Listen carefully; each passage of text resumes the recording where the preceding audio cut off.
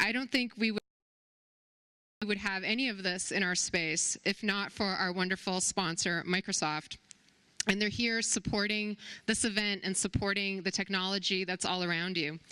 So I'm here to introduce Daniel Lewin, who is the Corporate Vice President of Technology and Civic Engagement for Microsoft, with a few words. Thanks, Daniel. Thanks very much, everyone. I'll be very brief. But by way of introduction, again, Daniel Lewin and I look after this broad area inside of Microsoft we call technology and civic engagement.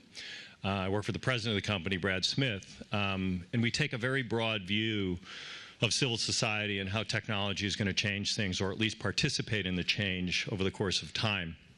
And campaign technology services is a central element of that.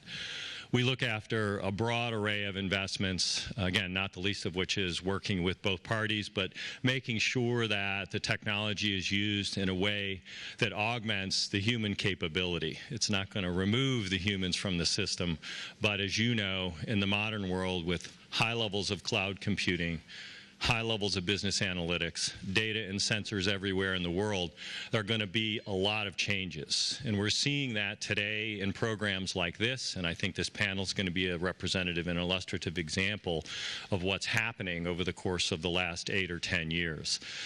So from our standpoint, this is just an opportunity for us to partner and participate. We very much appreciate the partnership with Politico and the opportunity to be here and help facilitate the conversation. Underlying all of this is an opportunity for the democratic process and the way of getting people to be engaged in the process. It's a way to elevate that. Back a long time ago when I was studying in the 70s, I studied a little bit about street politics merging with electoral politics. And at that moment in time, it was rock and roll that was the catalyst. And I've noticed pretty much that rock and roll is here to stay. We're in Cleveland. And at the same time, what we didn't have is the ability to use data to do the targeting as appropriate. And so I think no matter how things change, there will always be things that are the human element and the emotion that's driven. And I think music is a central element of that. But the technology is going to augment the way we think about things. And it's going to be a major catalyst. So this election especially, but let's get ready for 2020 as well. So thanks very much for the opportunity to be here. Great. Thank you, Daniel. So at Politico, you all know our front page website, our magazine, and we're known for our coverage of politics. What some of you may not know is we also do deep dive policy news services, and one of those is Politico Pro Tech. And one of the stars of our tech coverage at Politico is Nancy Scola, and she'll be leading the conversation, and I'd like to welcome Nancy to the stage, and she'll introduce the panel. Thank you. Thank you, Louisa. I'd like to thank you all for joining us today at our Digital Campaigns event here at the Republican National Convention in Cleveland. We're here to discuss executing digitally savvy and data savvy campaigns. This is a great opportunity to talk about what the Trump's campaign's approach means for how Republicans are competing with Democrats on that front. And it's a hugely timely moment to have this conversation as we head into a high-stakes general election against an opponent, Hillary Clinton, who has invested a great deal in these sorts of technologies. And our speakers are so relevant because they've worked in digital and data politics at every level of the Republican Party. So there's a lot to dig into. But before we begin, for those of you in the room and watching over the live stream, don't forget to go to aka.ms/Politico. I believe it's up on the screen. There it is. To participate in the conversation using Pulse, Microsoft's audience response system. You'll see the real-time results on the screens here. There we go. Very shortly, we're going to be joined by a fantastic group of panelists, the people that I depend on to understand what's going on in this field. So without further delay, let's introduce them to the stage. Matt Brainerd ran the Trump operations, the Trump campaign's the Trump campaign's data operation. I think I got that right on the third try, through the primary season. Mindy Finn is a Republican campaign veteran who has worked at places like the Republican National Committee and in Silicon Valley with companies like Twitter. Zach Moffatt. Yes, next, Zach Moffatt was the digital director of the 2012 Romney presidential campaign, and he's co-founder and CEO of the firm Targeted Victory. And Chris Wilson was the director of research Analytics and Digital Strategy for Senator Ted Cruz's campaign for the White House this cycle. So for those of you in the room and watching via the live stream, thank you for those watching via the live stream. I have a tablet up here on stage with me. And please tweet your questions using the hashtag digital campaigns, and I will take some questions from folks as we go along. And as a reminder, our events are live streamed on the record, which is terrific, and recorded. So thanks everyone for being here. Let's get started. So when we talk about digital and data-driven politics, that includes a fascinatingly wide range of topics.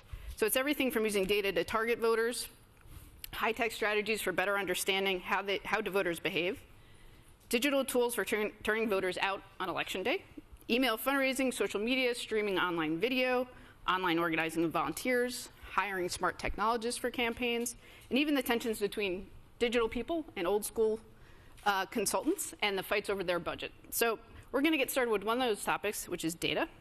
Matt, you were the data director of the Trump campaign for 5 months during the primary season. So that campaign has been widely understood to be based on more or less Donald Trump's gut and his use of Twitter to drive the conversation. Trump himself said in an interview in May about now President Obama's data-driven 2008 and 2012 campaigns, "I've always felt it was overrated. Obama got the votes much more so than his data processing machine, and I think the same is true with me." Yet when we were discussing this panel a few days ago, you told me nobody had anything close to the quality and productivity of the data operation the Trump campaign had. What's the disconnect there? Fundamentally, the candidate is correct.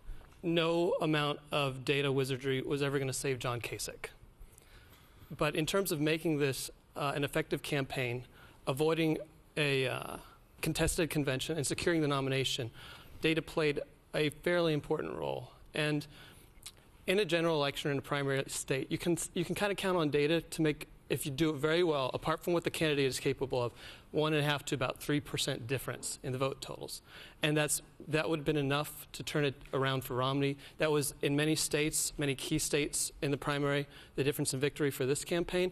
And in states where delegates were awarded proportionally, every percentage count. It's not just enough to win, but the more you win, the more delegates you're awarded. And that's key to avoiding what everybody had been fearing, which was a contested convention. Okay. Can you talk a little bit about what the Trump data operation actually looked like then? How many people were on the team? Did they have a seat at the table when there were top-level conversations happening in the campaign? Sure.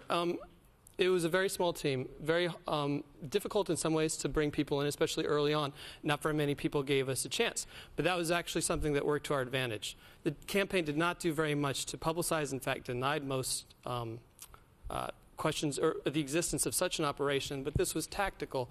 Early on, the GOP smart set had completely dismissed us, and we were using that to our advantage. Because if early on they knew that we were serious as we were, and that we were doing the things that we were doing, we would have been buried under super PAC millions trying to tear us apart.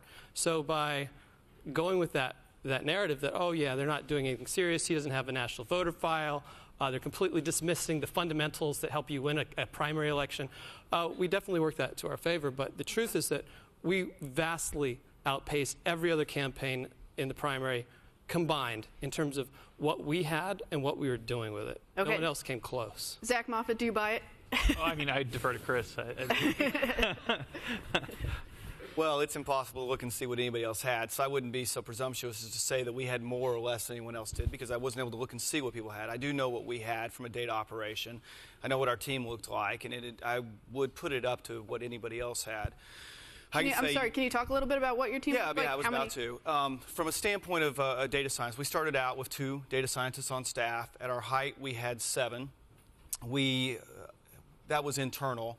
From a voter file standpoint, we actually took 3 separate national voter files and combined them to create what we ended up with. And then we were continually appending it with any data we could get. I mean, there were some, if we could buy data, we bought it. If we weren't able to, we would actually take our algorithms and send them to separate companies. I can think of one that was a credit card purchase company that I played with a lot, just because in terms of trying to improve our modeled scores.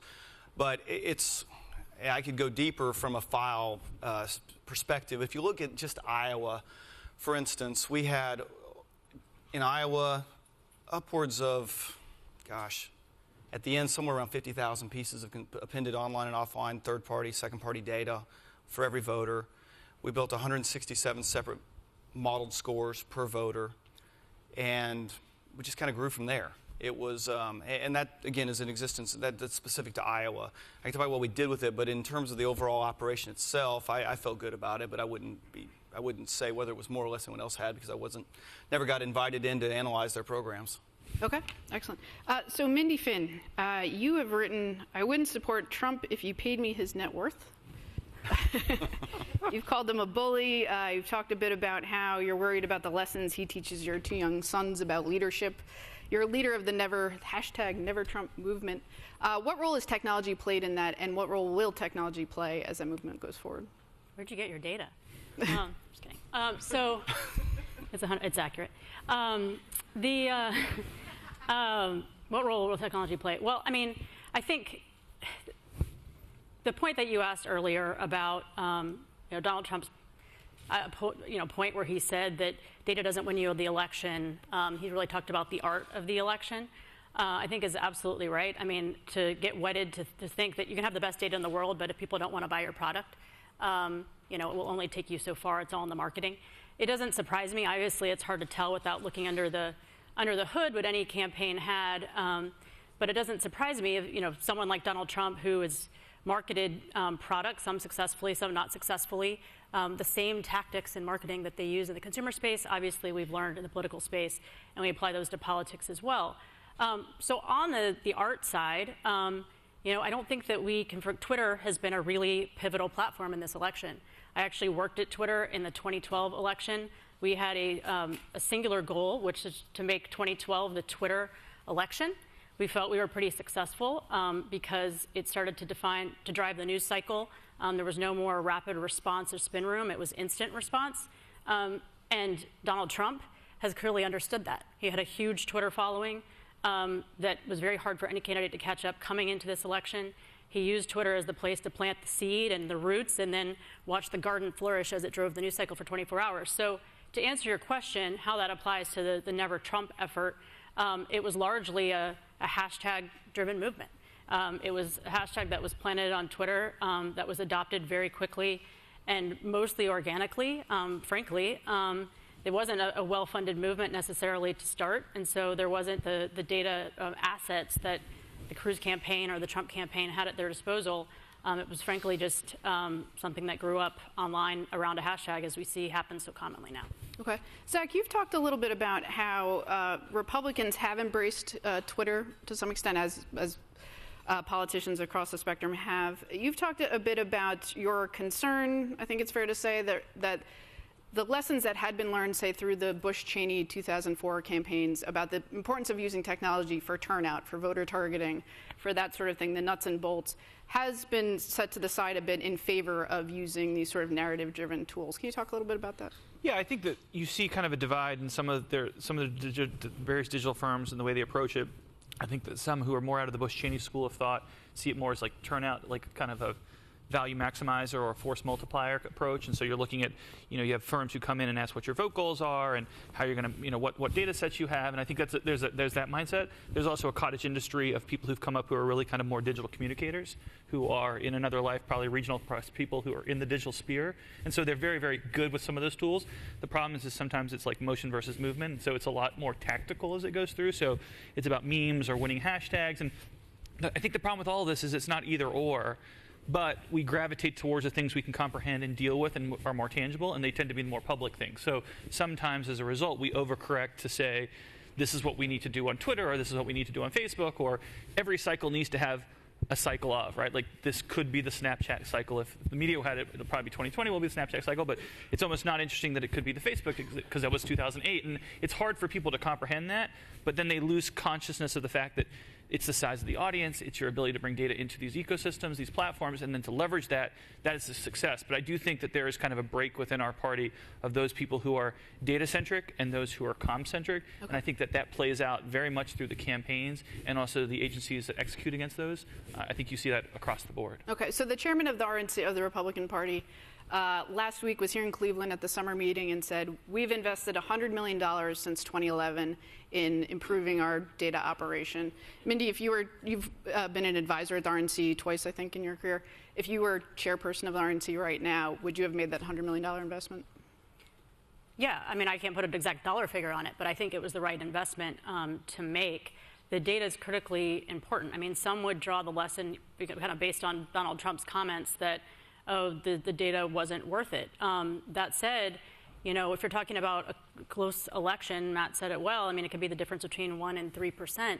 I think in particular, frankly, in 2016, data would be critically important if we're going into a close election, because we're not looking at the typical electorate of reliable R's and reliable D's. You're going to have many R's who are voting for Hillary Clinton, for example, and D's who are voting for Donald Trump, and you have a wider swath of independents than you've ever had. And those loyalties are changing so rapidly that having really good data, dynamic data, and making that invest in the tools to update it frequently would be critically important. Okay, excellent. I want to talk a bit about staffing later. First, Matt, can you tell us, before we get back to the topic, can you tell us about how you got involved in the Trump campaign? Sure, I'd be happy to. And I think this is the first time you've told this story. I'm pretty sure it's the first time it has been.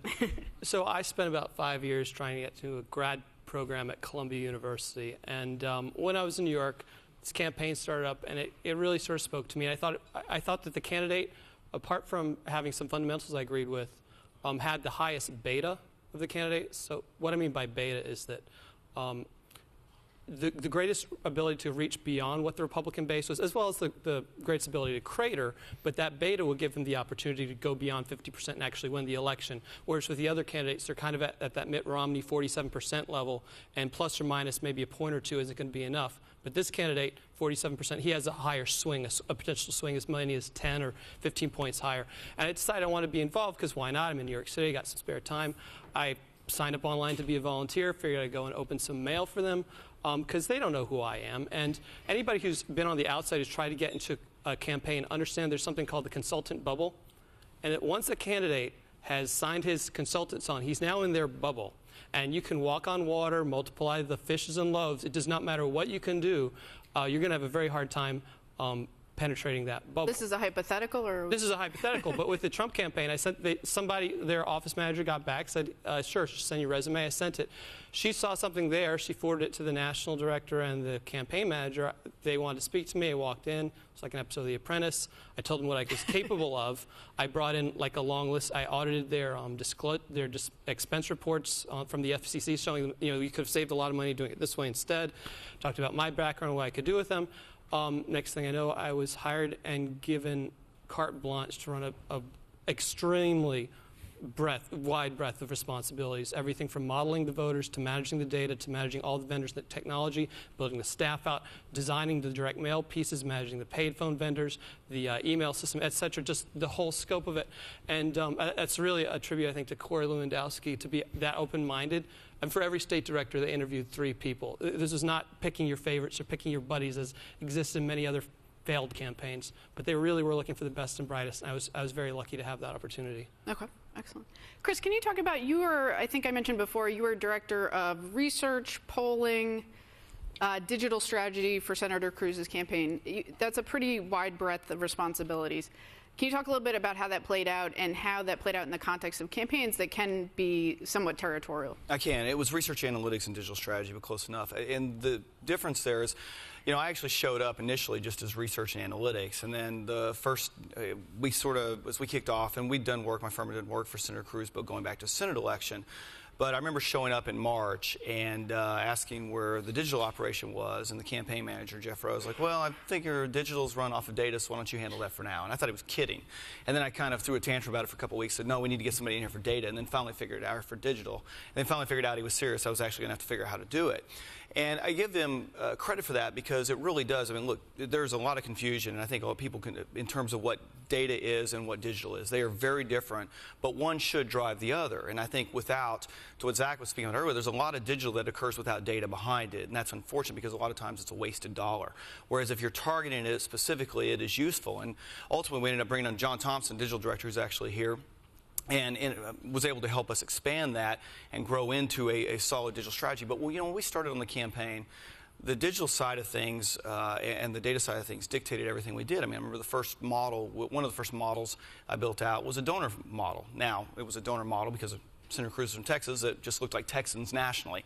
But ultimately, we were able to grow that and build out a donor file, which is at the end of the campaign, it was 2.3 million people on our email list, and we raised $55 million online for a Republican primary. That's more than anyone's ever done before. And so we took a lot of pride in that, and that was all built off of, I think, a holistic approach to merging digital and data. Ultimately, I mentioned we had, I think I said 6, it's actually 7, I was thinking through in my head, data scientists at the height. But if you took our entire digital and data division, and Zach's also right, where the comms was kept separate, but we did a good job in terms of meeting. And you asked earlier about a staffing perspective. I mean, I was on senior staff, and so every aspect and every decision we made, at the very least, I was at the table I was made. They may not have listened to me, or they may have made decisions based on other things, but still, it was, I mean, we at least brought data into every aspect of it. And from that, it drove our digital aspect. Our digital decisions were driven as a part of our overall voter contact. And I do agree with what Matt said. I mean, it isn't like there's anything magical about it. It's a 2 to 3 point difference here or there, but that's an important 2 or 3 points in a state like Iowa where, it's coming down to a really tight election. So from a staff, then we grew it out, and we had a larger group as we got together. But at the very beginning, it was a very lean operation. Initially just me, and then data scientists, and then a digital director, and then from that we ended up building out some other positions. But it was one in terms of the aspect of what I managed there at the Cruz campaign, I take a lot of pride in, because I think we probably were able to combine our data operation, our digital operation, in a way that I don't believe that has been done before, at least in Republican politics. So Zach, when you ran the Romney campaign's digital operation, the data operation was separate, right? That was run by Alex Landry. What do you think of Chris's job description? What's the model that you think works best?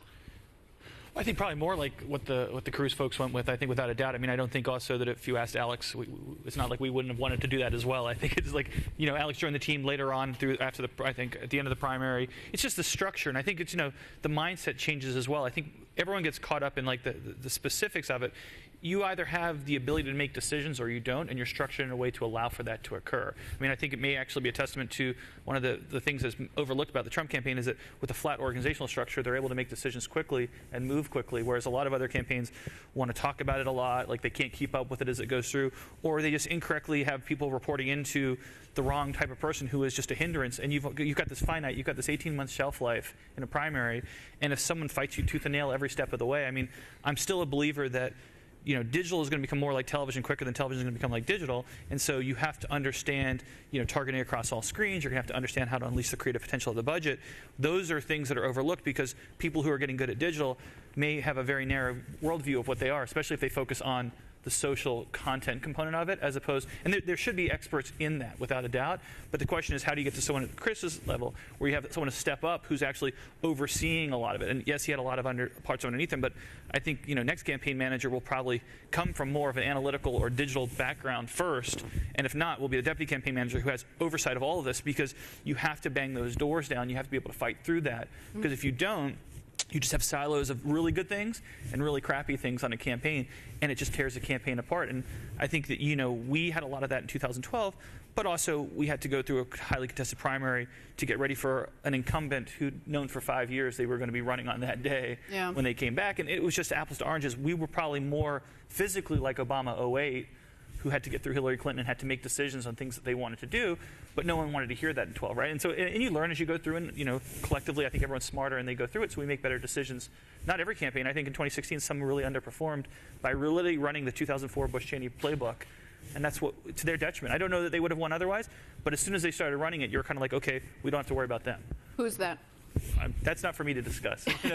I think everyone knows who the ones who underperformed are, right? I think that there are those that underperformed. I think there are some that could have done a lot better. And I think it's a testament to both Cruz and Trump for outperforming, I think, everyone's expectations. And the constants are digital and information decision-making capabilities. Okay. So, Mindy, in 2014, you worked at the National Republican Senatorial Committee. And you ran something called the RED program, which was Republicans excelling at digital and data. And you can obviously explain this better than I can, but it was a checklist of tactics and approaches that campaigns should be using if they want to get better at this sort of thing. Can you talk a little bit about how that program worked and what sort of cultural resistance, if any? I mean, it's been reported that faced some resistance on campaigns. Can you talk a little bit about why? Yeah, so in campaign world, I mean, generally presidential campaigns, even those that, may be underperforming, as Zach said, are still varsity level compared to Senate campaigns that tend to run every 6 years. And, the last time if you think about how quickly we're evolving in terms of data and digital, and you think about a Senate campaign that might have won, in 2008, and then they head into 2014. In 2008, they didn't do any of these things, and they won, and they come to 2014, and it's highly competitive.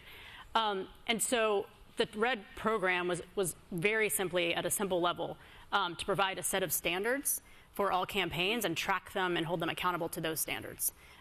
It made sure, really more than anything, first that they knew the basic things to do, but there was a method for continued accountability and continued keeping these tactics and ideas front and center on every conference call, on every meeting. You had your campaigns even among the spectrum. There's always a spectrum of competitive Senate races who, I would say were A players. Who planned to make the investments in digital advertising, who had a good data team, who had people like Chris and Zach and others at the table. And then you had those who legitimately did not have an online fundraising program. They did not believe they could raise money online. They thought they were making good money in mail, and they just didn't see the value.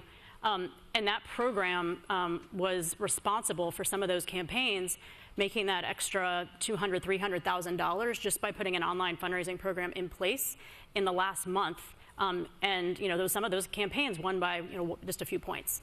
And so it was really successful. And I think, frankly, one of the more important things that it did was just create a culture of rigor and accountability around those areas. And it's a program that I know they've continued into this cycle. Okay. I think it's really, the NRSC is kind of like a standard, I think, now, not only for candidates, but also as a committee. They are living proof of 3-year investment. They are exponentially outperforming fundraising goals. Their ability to identify and work with campaigns and work on turnout programs.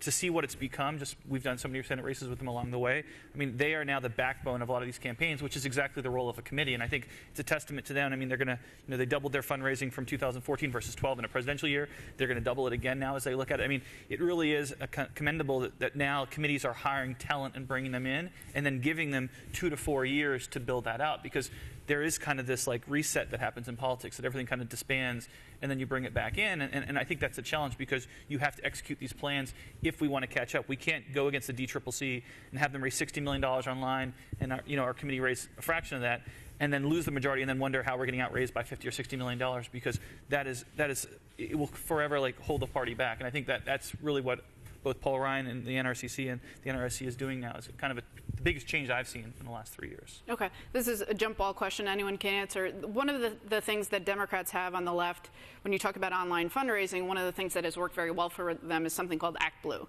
It's an online clearinghouse that any progressive candidate campaign group can use, so they don't have to reinvent the wheel. They have their online fundraising apparatus set up that you can set up in minutes.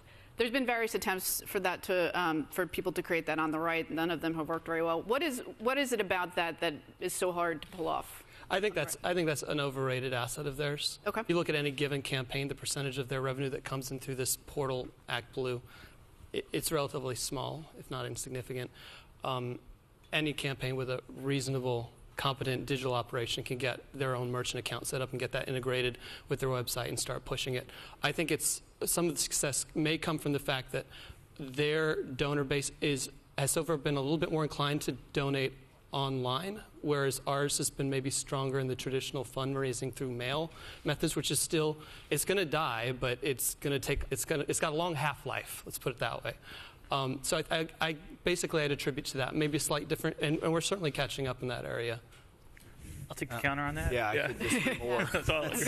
No, go ahead. I just think it's not that it's underrated. What they have, Act Blue, if you look at it in terms of its account size, it now has a network effect where they've hit critical mass, so now they're 10 years in, and so they do in 1 year what they did in 10. It's kind of like, Uber. It hits a certain critical mass that now it has huge value. I'm sorry to interrupt. I think they just hit 1.2 billion raised. Yeah, I mean, Yeah, and how many credit cards they have on their file? They have How do you 1.3 replicate a lot of money. Recurring. I mean, they've hit that. I think that what's happened, though, is it took 10 years and no one paid attention for the first 6, so it will happen on the right consolidation. The difference is actually really funny when you look at it from a party perspective. The left is willing to pick winners and losers in different verticals and then galvanize around that, whether it's NGP Van, whether it's Act Blue, which allows them to have like this kind of, has this collective capacity for them to do things where we kind of every cycle reinvent the wheel. We're like, hey, that was a great technology. I'm going to go create my own company and go create that technology, compete against it as it goes through, which is great. That's the point of the market as it goes through.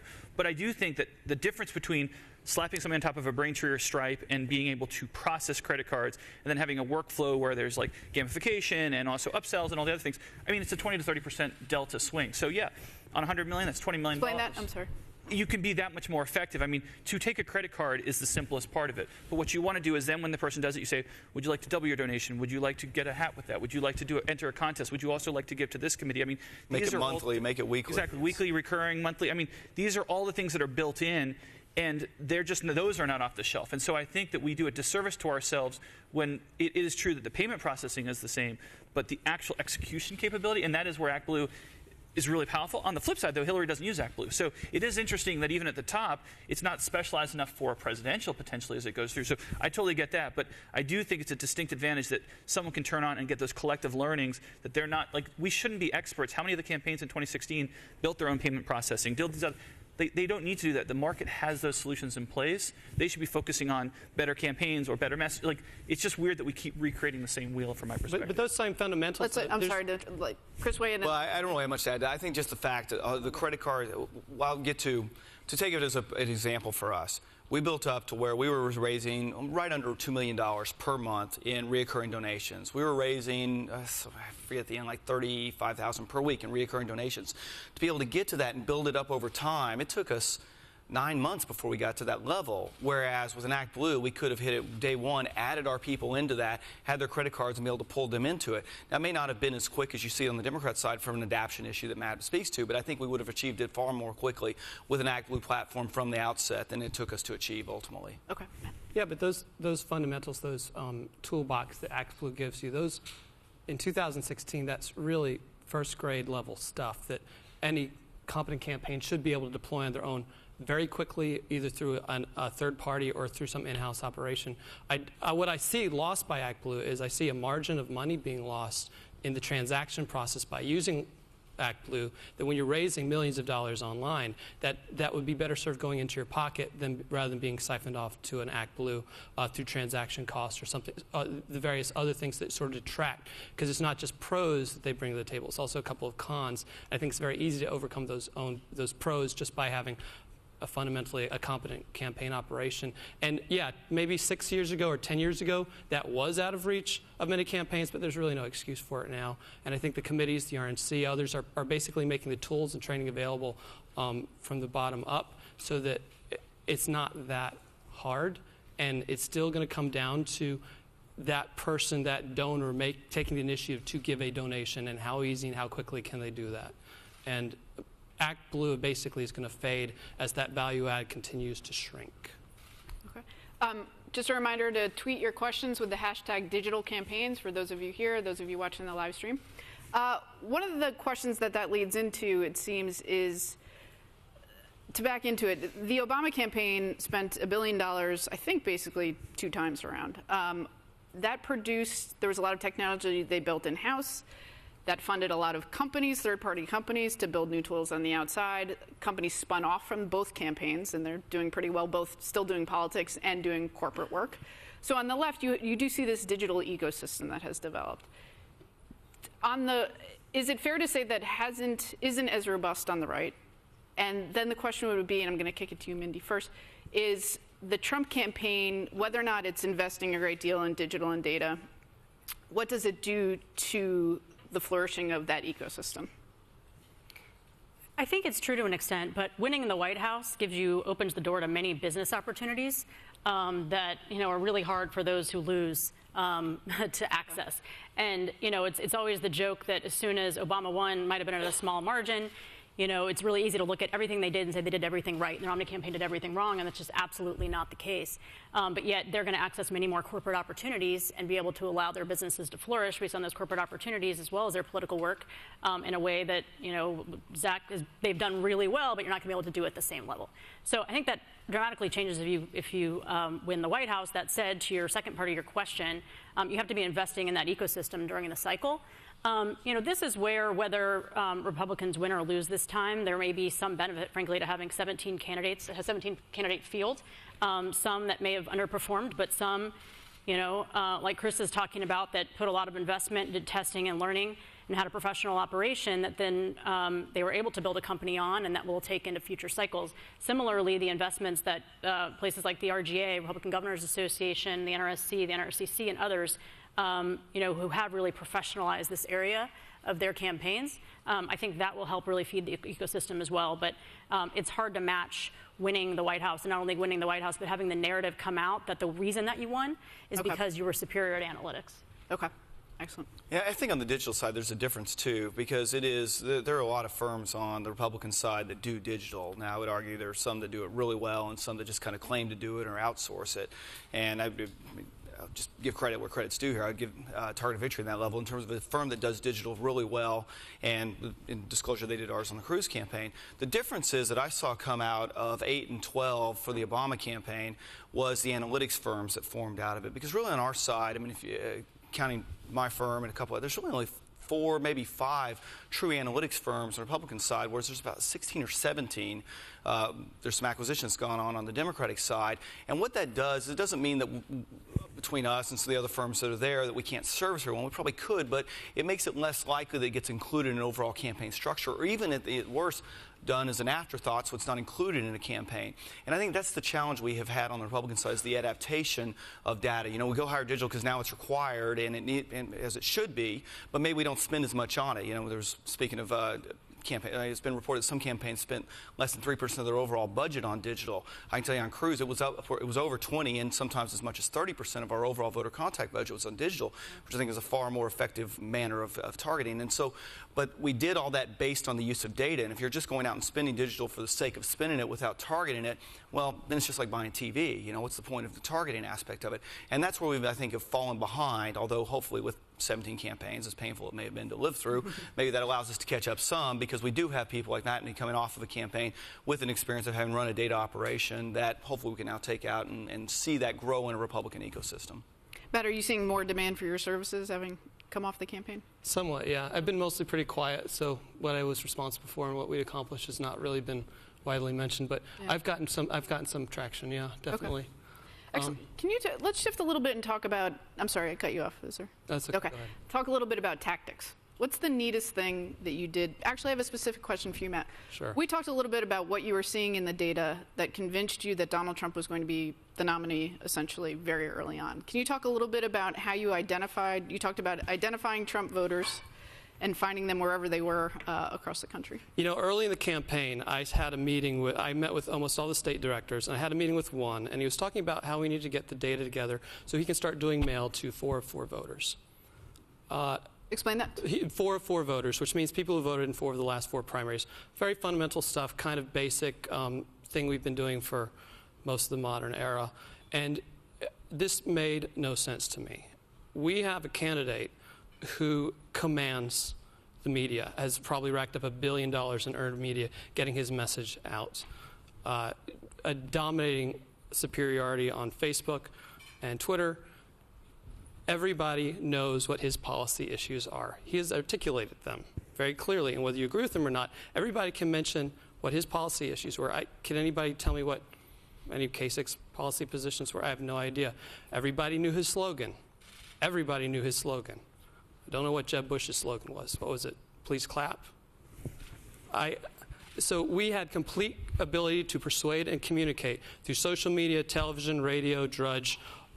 We had it all. So a lot of the other campaigns, and this made sense for them, was to focus on the likely Republican voter universe to try to persuade them. All voters can be defined by 2 coefficients insofar as your campaign is concerned. The likelihood they're going to vote and the likelihood they're going to vote for you. All the other campaigns focused on those that had with some exceptions. I know Cruz reached out a little bit. But with voters who were already likely to vote and then went to work persuading them, stuffing their mailboxes full. Anybody who's from Iowa or New Hampshire or South Carolina, it was bombardment. What made sense for our campaign, and what no other campaign could do, is that outside that likely voter universe, there were a lot of people who really liked Mr. Trump and his message. It resonated with them, but they were not likely voters. They may have not been frequent voters at all, maybe just in generals, or maybe they just signed up at motor voter law, got added to the voter rolls, and never cast a ballot. What we were able to do with our analytics operation is, if anybody here has ever been camping, you got your roaring fire, you wake up in the morning, the fire's gone, it's just ash, but you kind of sweep through the ash a little bit and you see these bright orange embers. With our analytics operation, we were able to identify Trump supporters among the unlikely voter universe, the disenfranchised. So rather than trying to persuade, we enfranchised, we educated. We identified these voters after we modeled them in this universe, and then we went to work educating them and basically pestering them, contacting them as many as 7 times. Now, digital stuff, that's all cool, but nothing competes with this. Nothing will ever beat this. If you don't have this, no amount of digital spending is going to make any difference. We're knocking on a door here. Yeah. Is that what we're doing? Okay. Yeah, that's the door. So once we had identified these voters, we reached out to them. We went about educating them. Many of them maybe didn't vote because they work long shifts on a Tuesday. They didn't know that they could vote early on a Saturday at their county courthouse. Many of them may not have known where their polling place was. We did a lot to make sure they knew, and we held their hand, and we pestered the hell out of them, and we turned them out. So one of the advantages that we had, one of the reasons why I'm so confident that our data operation was vastly superior, is he just mentioned how great the Obama analytics were. The team from the Obama analytics operation in 2008 and 2012 went on to start a firm called Haystack DNA, very successful. Their data drove almost every single decision for us in terms of who got mail, whose door got knocked on, who got volunteer phone calls, paid phone calls, volunteer calls, email, all of that. One of the things we negotiated... So you worked with a firm that had come out of the Obama campaign to do voter targeting. Without their knowledge. We had negotiated access to their data through L2, who was our primary voter file vendor. L2's data, I don't work for them. I don't get any money from them. But they are light years ahead of every other voter file vendor. Everybody else you can get access to. And we had complete access to all of Haystack DNAs. Now, here's the thing about modeling, and here's the thing about the Trump voter, is that what most of the media has focused on is the exit polls and using that, or maybe the morning consult poll, where they say, they earn a little bit less, a little more blue collar, a little more male. Those things only give you about a 5 to, at most, 10% variance on where the typical voter stands. That's not nearly enough to do successful targeting, especially outside the likely voter universe.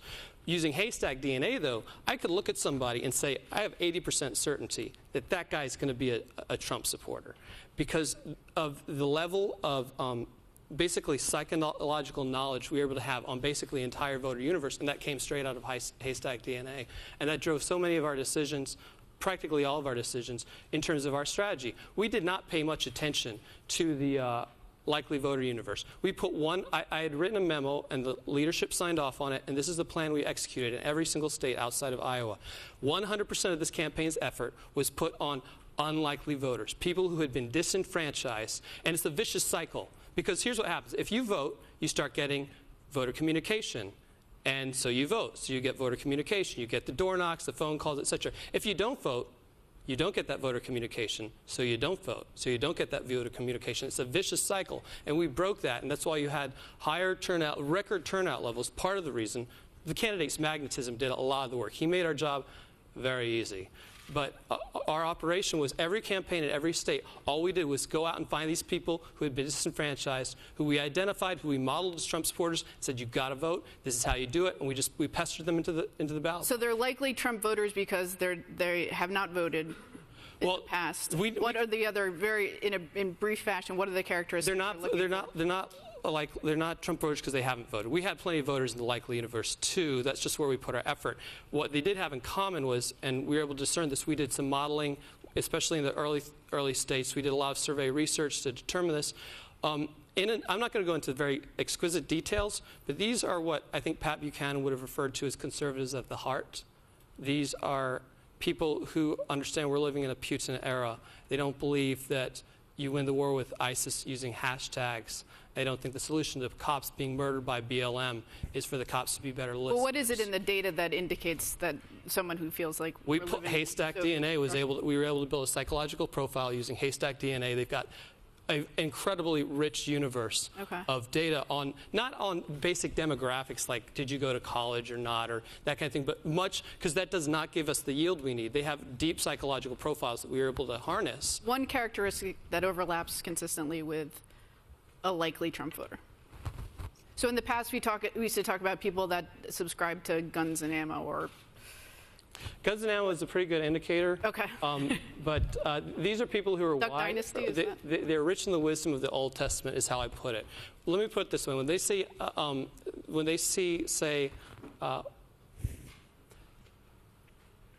they basically understand. They have a very unnuanced view of the world, and a very realistic view of the world and the threats the country faces domestically and foreign. And the thing is, that crosses across party lines. We did a survey of African Americans in South Carolina because we were curious to see whether or not how we could perform with them.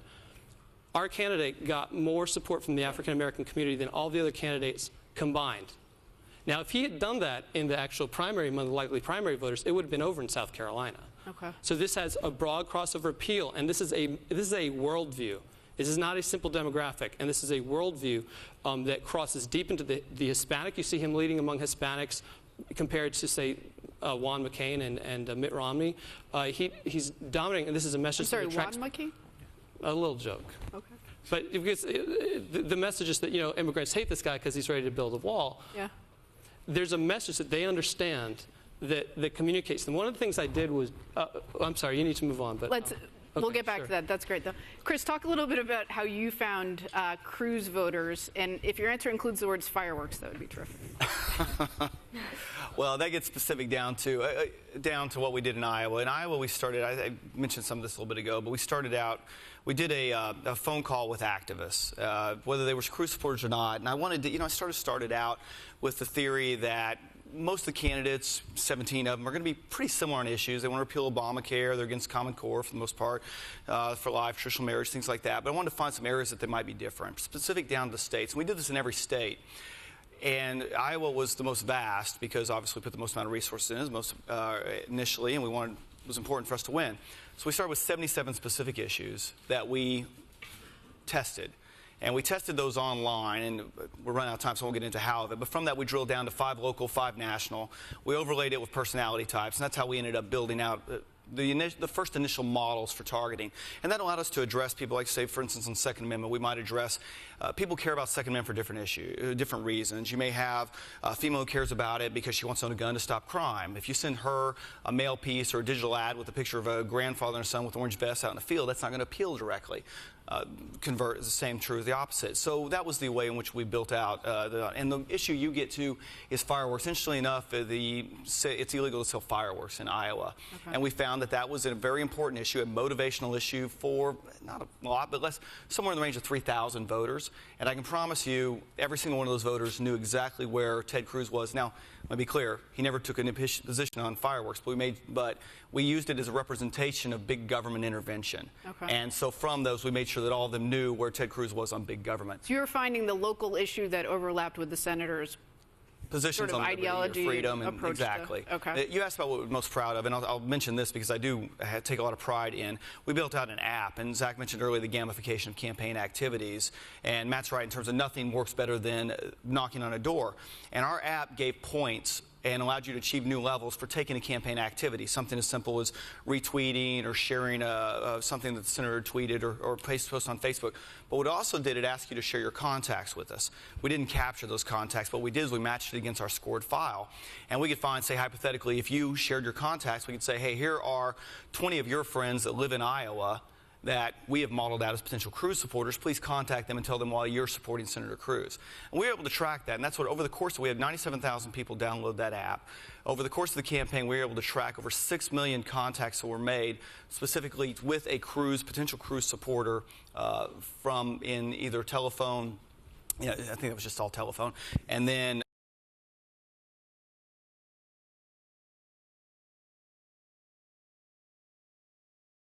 text messages was well in excess of that, but we also knocked on over 600,000 doors nationally. So we tracked all that, all that went back into our file to make our modeling more granular and more applicable. So I take a lot of pride in the ability to do that, and I think that the gamification of campaign activities we did in a way that I don't believe had been done before. Okay. So Senator Cruz won Iowa. You got a lot of credit for the sort of modeling you did to attract those voters. He's not the Republican nominee. What was his faith in these techniques while he was running in the primary, and what's his faith in these techniques now? Well, I think in terms of faith, he made it real clear to me from the outset that if he ever felt like anyone was doing a better job in terms of the use of data, because there was a lot reported about the Obama campaign and true or untrue that they were superior to the competition there. And so he made it real clear that he did not want that to happen to us. And so we put a lot of time and effort into it. I think in terms of faith of it, there's no question at times you can probably overthink your decision-making process, but that's why he had a lot of people around him to do it in terms of helping make decisions and pushing forward. And ultimately, at the end, I would say anything that we did on the data side or the analytics side that we get credit for pales in comparison to his strength as a candidate. And so I wouldn't in any way try and take away from what he was able to accomplish as an individual and as a candidate running for president and say that we had anything to do with it other than just as like a 2 to 3% maybe ability to capitalize on that at times. Okay, excellent. Do we have a microphone for the audience here? Okay, excellent. We're going to take questions in just a minute, so if you can think of those. I'm going to ask one more of both Mindy and Zach, and then we'll kick it to the audience. Mindy, again, I'm going back to the RNC. I think I mentioned this before, the so-called autopsy report that came out in 2013 after the two Obama, the election and re-election campaigns that assessed what the Republican Party needed to do a bit better to compete. One of the focuses was on building a deeper pool of talent in digital and data. One of the things that was focused on in that vein was building up relationships with Silicon Valley, that should be a pipeline of talent coming into the party. It seems, I mean, you look at the funding data coming out of that part of the country, they tend not to go Republican. Last week, 140 leading technologists, CEOs of some major companies sent a letter saying we will never support Donald Trump. You've spent 2 years at Twitter. What are the inroads that the Republican Party and Republican candidates have made in that part of the world? Sure. Well, in terms of relationship with Silicon Valley broadly, I mean, I think there were some steps forward and there were some steps back. So it might have been a 2 steps forward, 4 steps back kind of situation. But you know, in terms of relationship with the companies, integrating the services the companies provide and the understanding, I would say the Republican Party has tremendous relationships. Those credit to those companies, and then also because it helps their bottom line, they put equal weight to forming relationships and working with both sides of the aisle. So from the ad technology to the platform to the content teams and content partnerships, Facebook, Twitter, Microsoft, Google, and the like, I think you can point to there's really good relationships. In terms of Silicon Valley executives and who they support, clearly they support more candidates on the left. I think that's a lost or an unfortunate situation we find ourselves in and missed opportunity. But it's just the nature of where we are right now. Okay, excellent. So Zach, we talked after you finished up with, or I think the Romney campaign was still going on in 2012, and you said it's fine with me. You're a big believer in meeting voters wherever they happen to be. It's fine with me if supporters or would-be supporters never come to RomneyForAmerica.com or whatever the website happened to be. If we meet them on Facebook, that's fine. If that's where they want to engage with us, that's fine. You recently went out to Silicon Valley to meet with Mark Zuckerberg when there was a controversy about whether or not the trending news on the site is biased against conservative news. What did he say to you that made, if anything, what did he say to you that made you comfortable still relying upon third-party platforms, if you think about the fact that the people producing these platforms might not necessarily be that ideologically aligned? Well, I think that there's a difference between personal ideology and maybe I think, and this is the point that we made there's definitely structural bias within these companies, mostly because there's a group thought that happens to come together the same way that Hillary probably thought that they were all pro-Bernie because no one liked her out there when I was there either, right? Like as they went through these companies as it goes through. I'm sorry, say more about that. When you went to Facebook, it was right before the California primary, and there's like their old Bernie Sanders stuff everywhere, not Hillary, and yet she's a Democrat, so how's that humanly possible, right? Like people do have nuance within their position as they look through. But the reality is that Facebook is a massive platform, and I think it's still identifying what its role is going to be in terms of being able to be kind of the homepage of the internet. It is your social stream. It's a major entry point, as much like Snapchat and Twitter and everything else is as it goes through the process. I don't think that we have the option to take our ball and go home. We have to work with them as it goes through. And so it's part of a dialogue to keep that going. I think when things present themselves where you need to push companies to change some of their approaches, that was the purpose of that meeting, was to figure out what was going on. But I think to me, the larger point is, in the way that Republicans and digital operatives will be successful, is being agnostic to the best screen and doing whatever the data shows you has the greatest likelihood to move voters in a cost-effective way. And I think that's what we do wrong as a party still, is that there's still these silos of like, this is my broadcast budget, here's my cable budget, here's my digital budget, here's my mobile budget, and they're looking at it, and it's because it's hard, but you don't have to be perfect to be fundamentally better than what you're trying to do right now. And I think it's a testament to what the Cruz campaign did, is what's missed on it is they did have the most fundraising at the end, but when they were scrappy on the front end, they were optimizing the dollars spent. And I think that was kind of what was lost on a lot of campaigns, is that they didn't have to run a traditional 80% broadcast budget and go do other things. I mean, they were just as comfortable saying, okay, we're going to move into cable and digital here because the numbers don't make sense. There's so much bleed out in this DMA for a broadcast. We're not going to do this. I mean, when you start looking at delegates, it's cost per delegates, and you look at them as a totality of its paid media, that fundamentally changes how campaigns approach. Again, it's a structural change. So you have to be able to do that, and I don't think a lot of campaigns this cycle did that very well as they went through. I do think that even now there are some people within the party who don't believe all the targeting is as necessary as some of us believe that it is. Okay. Some people believe you just like post it and let the internet kind of like self-regulate itself and optimize. I'm not a believer in that. I mean, I think that we have these fundamental first and third party data sources. We should leverage them. I mean, no company would not use their CRM or other things as they are looking through the process as they go through. But I think it's just a question of where people fall. And we saw in 2016, there were different ways that people approach them. It's not an either or. It's just, to me, it's a little frustrating still that digital is still kind of fighting over like the scraps of a lot of these pieces, like 5-7%. I think Chris is right. I mean, 25-30% of the digital budget going into Cruz. I do think that's why he outperformed quite often versus others who, again, as I said earlier, I feel underperformed. We also get stuck in these rigid ideas that we've been talked about here, where knocking on doors is the only best thing, nothing can beat it for turnout, and broadcast is the only best thing for persuasion, or TV is the best thing for persuasion. I think we have to draw the distinction between first of all, the world's changing rapidly, and the way people live their lives, consume information, and move through the world. The second thing is there's a big difference between primary voters. If you're talking about the voters that Matt was talking about targeting, who are reliably at home, that's an older set of voters. We move into a general election, you have 100 million additional voters all of a sudden into the pool, and younger, more transient, more urban voters, they're not going to be as reliable to showing up at the door and knocking on their door. So you're going to have to come up with other means. They're also going to be more digital. Talk about Hispanic voters, for example, heavily indexed on mobile. So we have to get out of these boxes of these blanket statements and think about the environment you're in and use the data to drive it. Because if we're thinking that, well, knocking doors is the only thing that's going to turn someone out, or TV is the only thing that's going to persuade, we're really missing the boat. How do you find that place where those voters you're looking for are gathered? What's the smart, I mean, not to be as simplistic as, is it Instagram or Snapchat, or like, how do you go about identifying those forms? So, I mean, we're building data sets, right? And a lot of things to figure out, who are these people? What do they like to read? You talked about the magazines, their consumer behavior. We're layering on many sets. You have to get to the point where you layer on, how are they best moved? Okay. Where to find them? And I think adding that into the score as well. I don't see many people doing that, but what's their what kind of scoring do you put on it? Not only are they likely to vote and likely to vote for you, but how likely are you able to reach them online versus TV versus these other methods? So a campaign could know about me that I don't pay attention, no offense to anyone, pay attention to what's on Facebook, but Instagram I tend to spend a lot of time looking, reading posts and responding to them. A campaign could know that about me in the future. Is anyone doing that right now? Yeah, we did it. You did? We built models for each platform and each social media. So you know voters' preferred social media channel, or? We did.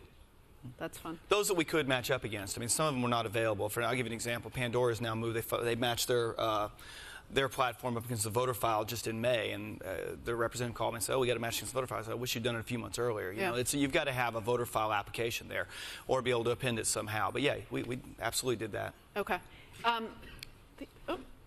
Thank you very much. Just a reminder, the hashtag for this is hashtag digital campaigns, and you can also submit questions via Microsoft's audience response system. That's aka.ms/Politico. We have a first question lined up from Philip Stutz. He's the founder and CEO of Go Big Media, and then we'll open it up generally to questions. Yeah. Where is Philip? Yeah. Sorry, is this on? Okay, this is on. Hey.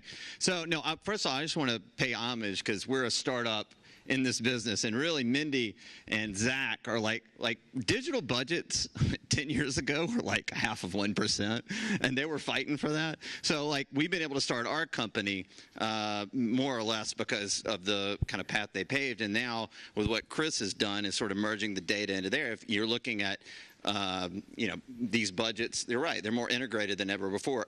I'm curious what y'all are seeing as far as like Hillary Clinton is spending on digital when you combine staff and everything else, and then how'd that compare to what you guys were doing as well on Cruise? I don't know that I've seen any figures on Clinton spending yet. Have you? I had seen something in the winter about over 50%, but I just didn't know if it had changed at all. Yeah, I mean, I don't, the hard numbers of it, but I mean, I think, again, the Clinton campaign has made a fundamentally different decision that they're going to invest in human capital at a degree that a Republican has never to date done so, right? I mean, when they've got 1,000 people, let's say, and I know there's field staff and there's others, but like every department is multiples of what we're doing, and I think it's a testament to what they learned from 12 is that you have a finite period of time. You can't get more time as you go through. In their minds, though, they thought they were going to run unopposed, and so they had the budgets for it. They were able to continue to raise as they went through. Obviously, she is also living proof that just because you say it's Coca-Cola, it's still RC Cola, right? Like, it doesn't matter how many times you slap something on top of it. Like, she's on Coke 9.0. No one wants to vote for her under the age of 25. She's losing 4-1. She can't use Snapchat because she'll turn out all Bernie supporters. I mean, these are real things that they have to deal with. She's got Pokemon Go. She's very good at Pokemon Go turnout. But, like, now as we pivot to the general, it's a different equation because there's some natural constituencies that will gravitate towards her, and then Republicans have to figure out what they're going to do vis-a-vis that. I do think it's a lost opportunity for us as a party, even though we are growing, and I think it's a testament to Reince and others, to grow and get more people involved. We are still very, very small relative to our competition, and it is a missed opportunity. This shouldn't be a conversation about like this one engineer or what these people are doing. Like, it is a culture that we need to embrace, and we literally are going to get to the point where to catch up will cost so much more because we have lost kind of like the investment in human capital that is going to really cost us as a party. We may continue to win because of messaging and others, but to overlook that and think that the results, I mean, we are on our 5th wave election through 2014, so people are really smart, then they're really dumb, then they're really smart. The only constant is like that they're neither, right? Like as it goes through, if the Dems were so great at technology, they would have had that firewall in 2014, which I hope kind of burst the bubble of some of the things from 2012. That being said, they did execute a lot of things better than us in 2012 because they made that investment, and they could. It wasn't a possibility. And I think that's the biggest thing as we as a party are missing is understanding that and then finding people willing to pay for it. Because the flip side is everyone's a startup who's like, look at me, no one hires me, it's not fair as it goes through. And you have to find that balance as it goes through the process because these campaigns don't. So you have to figure out what your model is that's going to allow for that to happen. And I think that's a challenge. But I do hope presidential should be the incubator of change and development for the future. And I really hope that over the next 100 days, that is what the RNC and the Trump campaign will do, is allow all this talent to kind of get out there and expand, because that should be the legacy, win or lose, is that you've left this legacy of talent behind. Okay, excellent. Do we have questions? Yeah, in the back corner there. I had a question for Matt about the psychological profiles. How, I guess one question, how are they coming up with that? And it sounds like you found them very effective. Are they really that effective when they're really getting into the kind of the brain of potential voters? How are they doing that? Well, Haystack sources its data from a wide number of sources, of surveys, of consumer interests. It's really broad. They actually do a lot on the commercial side too for helping banks decide, whether somebody is open to switching to their bank. So it comes down to predictive analytics, and it's a really simple process. You run an ID program or an ID survey on your voter universe. It really doesn't need to be more than one question. Is our candidate your first choice or is it your second choice? And then you run multiple variable regression on all of the data that you already have on that particular individual.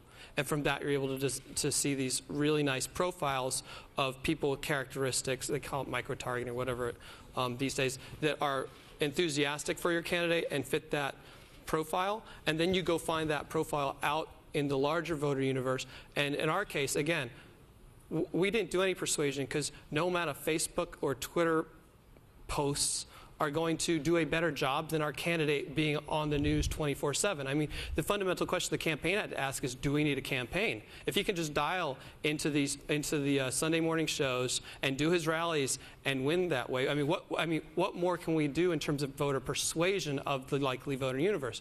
Not much. So our entire effort was put on the people who did not vote. We did not do any persuasion, except practically we did no persuasion. It was all about turning out these people whom we could predetermine as being supportive of our candidate, and then making it a voter education and enfranchisement operation.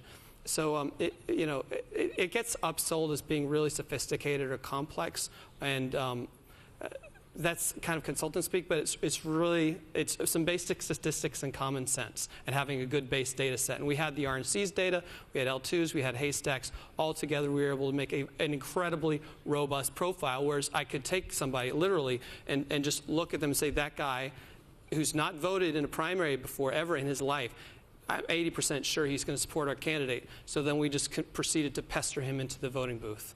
Excellent. So we have a question in from Twitter. I'm going to kick this to you, Mindy. This is from Owen Brennan. So Matt has talked about sort of listening to the information that voters are passively giving off, right? They're not intending to interact with campaigns. They're just going about their daily lives.